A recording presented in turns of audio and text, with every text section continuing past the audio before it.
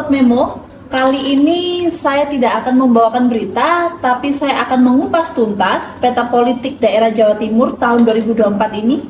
Tentunya saya tidak akan sendiri, kali ini saya ditemani pengamat politik serta Direktur Harian Pagi dan CEO Memo X Group, Bapak Prayogi Pangestu. Halo Pak, apa kabar? Baik. Pak, hari ini saya mau tanya-tanya Bapak tentang peta politiknya Jawa Timur nih Pak. Tadi pagi saya baca koran di Harian Pagi Memo X, halaman utama, kok ada Pak judul yang tercetak Sutiaji layak dampingi Ibu Khofifah. Menurut Bapak sebagai pengamat politik dan sekaligus CEO Memo, tanggapannya? Ya, terima kasih Mbak Aurel. Sedikit saya memang kalau untuk urusan politik ya, peta politik di Jawa Timur ini memang kita sudah harus banyak membaca Memo X ya. Iya. Karena Memo X ini memang koran politik yang saya lihat cukup berhasil. Karena berdirinya juga di tahun politik. Tentang halaman utama hari ini, kita memang membahas tentang layak Sutiaji. Ini dari kacamata Memo X, memang ada sedikit selendingan. Seandainya Wagub incumbent Mas Wakil Gubernur Emil Dardak itu maju diangkut di kabinet, saya yakin peluangnya Bapak Sutiaji lebih besar karena satu, beliau itu juga pengamat politikus dari Partai Demokrat. Sebelum itu jejaknya juga dari DPR PKB. Jadi sangat luar biasa. Kalau saya melihat dari kacamata saya, peluangnya lebih besar untuk mendampingi Ibu Khofifah. Berapa Pak presentasinya? Bapak Sutiaji? Kalau saya prediksi seandainya tidak ada Mas Emil Dardak, saya yakin 90% ke Sutiaji. Karena acuannya banyak, Aurel, dari segi prestasi, Kota Malang ini luar biasa loh. Iya. Dari saya warga Malang, dari segi pembangunan ya itu saya yakin Sutiaji masuk. Berdirinya Kayu Taman, Islamic Center, Jembatan Trotoar, Jembatan Gedung Kandang yang dulu beberapa program ini disampaikan ya sempat mungkin Mbak Aurel karena warga Malang juga itu sempat menggembarkan karena seluruh anggota dewan sama wali kotanya tersangkut semua. Ya, Sutiaji ini ada sedikit keistimewaan. Jadi jembatan Kedung Kandang itu di zaman dulu dianggarkan kalau nggak salah itu 68. Tapi di zaman pandemi dibangun Sutiaji itu harganya di bawah semua. Jadi harganya jauh di bawah semua, dilelang di bawah semua. Artinya pembangunan ini lebih irit, ya, pengeluarannya lebih irit. Itu di manajemen kita harus mengakui Pak Sutiaji luar biasa. Seandainya Mas Emil Dardak tidak maju ke menteri, ya mesti peluang itu ya tertutup. Tapi kalau Mas Emil pergi ke Jakarta, saya kira luar biasa. Itu Mbak Aurel ya prediksinya. Terus kedua, Bapak Sutiaji kan nyonyanya itu kan orang Trenggalek. Orang Trenggalek. Jadi wilayah Mataraman saya yakin bisa direkrut oleh beliau. Karena marketnya Bu Khofifah ini untuk tapal kuda. Ya, tapal kuda itu saya kira Bu Khofifah luar biasa. Jadi Bu Khofifah itu di samping mencari satu yang orang berpengalaman, yang kedua marketnya, ya, market yang dibutuhkan oleh Bu Khofifah itu adalah satu market yang di wilayah Mataraman. Karena Bu Khofifah itu di Mataraman lemah. Karena Mataraman itu identik dengan Abangan. Nah ini sangat lemah. sangat lemah. Moga-moga saya juga berharap di Mataraman ini siapapun yang dapat rekomnya PDIP itu selesai. Moga-moga Pak Sutiaji juga direkom oleh PDIP untuk masuk di wilayah wakil gubernur. Seandainya Pak Sutiaji mendapat rekom dari PDIP, selesai sudah. Pilkada itu bagi saya, Bu Khofifah bagi saya sudah luar biasa. Terima kasih. Terima kasih. Jadi itu Mbak Aurel. Jadi banyak faktor yang menginspirasi atau mengasih ilustrasi ke Memo kenapa harus Sutiaji. Bagi saya, bagi Memo ini luar biasa. Kekuatan Bapak Sutiaji ini untuk maju bagi saya luar biasa ya. Mataraman yang basisnya merah dan Pak Sutiaji kalau bisa direkom oleh PDIP selesai. Itu Mbak.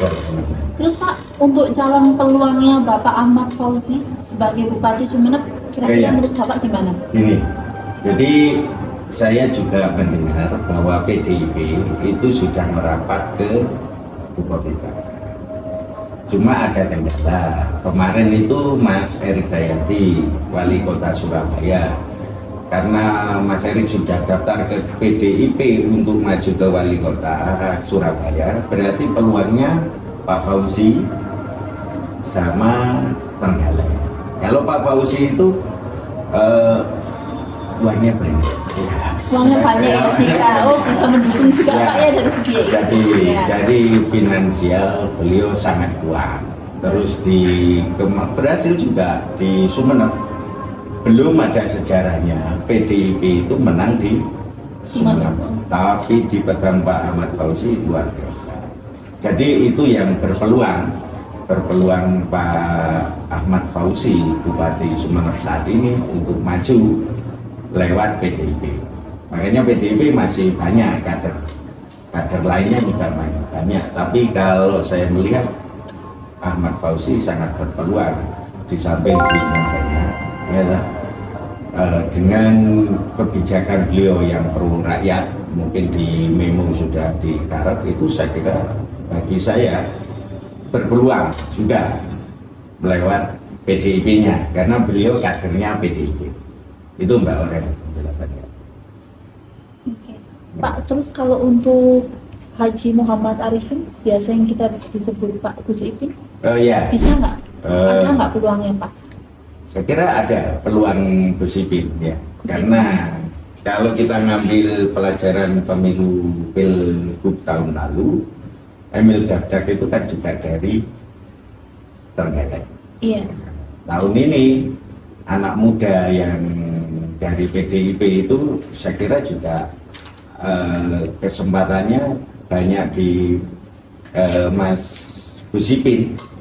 Gus Ipin ini pengusaha muda, ya luar biasa, bangun Trenggalek luar biasa, tegas.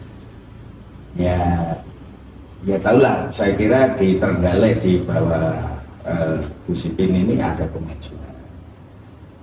Untuk maju Jatim juga sudah punya modal, artinya di Trenggalek itu Mataraman bisa lah, karena di PDIP memang di Mataraman itu ya wilayah barat ya, wilayah selatan barat itu PDIP sangat kuat, jadi berpeluang besar juga beliau maju ke wakil gubernur bisa asalkan PDI tidak maju sendiri. Jadi kalau PDI maju sendiri berarti berpeluang PDI sama gandeng beberapa temannya. Tapi yang saya lihat PDIP kayaknya mau merapat ke Bu Khofifah. Kalau sudah merapat ke Bu Khofifah, tinggal Bu Khofifah pilih wakil. Oke, berarti ini Pak ya persaingan yang sangat ketat banget untuk mendampingi Bu Khofifah sendiri. Iya, karena Bu Khofifah untuk periode kedua ini masih favorit. Iya. Favorit dan siapapun lawannya masih dihitung kekuatan Bu Khofifah ini. Ya, karena di 5 tahun belakangan ini di bawah kepemimpinan Bu Khofifah Jatim luar biasa banyak peningkatan. Terus dari segi keamanan relatif aman untuk wilayah Jawa Timur. Terus untuk perwakilan anak muda Pak, selain ada Gus Ipin dan Bapak Emil Dardak yang waktu itu udah jadi wakilnya gubernur mendampingi Bu Kofifa sendiri, untuk Bapak Aditya Harindra Farizky itu menurut Bapak ada peluang juga Pak? Mas Indra, Tuban Iya, ya? Mas Indra. Jadi gini Mbak Aurel, koalisinya Bu Kofifa itu sementara yang sudah dikasih itu adalah PAN, Golkar, LUM, ya. Iya. Tapi kalau Golkar, karena posisi kalau di Bu Kofifa jelas wakil, ya jelas wakil.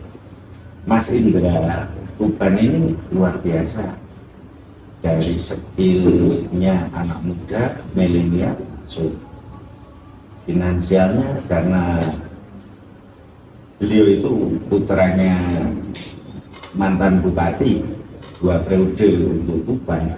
Karena luar biasa itu, kesempatan untuk menang ada. Tapi kalau Bu Kofifa digandengkan siapa saja, yang penting menguasai Mataram, itu saya kira bisa. Kalau wilayah Tapal Kuda, Madura, Lamongan selesai sudah, Bu Kofifa itu selesai. Tinggal Tapal Kuda ini siapa? Peluangnya untuk Pak Emil Dardak Pak, masih ada nggak? Mas Emil ini, Bu Kofifa jelas gandeng Mas Emil. Kalau Mas Emil tidak ditarik ke kabinet. Jadi ini kita prediksi karena ada selentingan Mas Emil itu mau masuk kabinet. Kalau masuk kabinet berarti wakilnya ini yang jadi rebutan. Dan juga ada, saya nggak tahu kalau Cak Imin dari PKB yang kemarin nyalon wakil presiden itu maju, berarti otomatis ada 2. PKB akan maju bersama beberapa partai koalisi kemarin, mungkin PKS, mungkin Nasdem. Terus di PDI yang rencana gabung sama Bu Kofifa, itu berarti PDI akan maju bersama Bu Kofifa yang melalui PAN, Golkar mungkin lewat situ. Ini yang jelas di tangan sekarang PAN yang sudah direkom. Tapi hasil kemarin di Musda PDI Jatim itu kayaknya juga mengundang Bu Kofifa. Saya kira itu. Berarti calon untuk Pak Sutiaji sendiri memang calon terkuat ya Pak ya untuk sementara ini ya? Iya. Di antara yang lain-lain. Tapi memang ada peluang Pak untuk Pak Emil Dardak maju ke Senayan. Karena Mas Emil itu ketua tim di Prabowo Gibran, itu tak kira ya biasanya begitu Mbak Aurel. Kalau begitu presidennya menang, ya ini diambil. Saya kira memang Mas Emil Dardak ini layak jadi menteri. Paling cocok ya menteri. Kalau selentingannya di Mekraf ya, ganti Sandiaga Uno, itu tak kira cocok lah.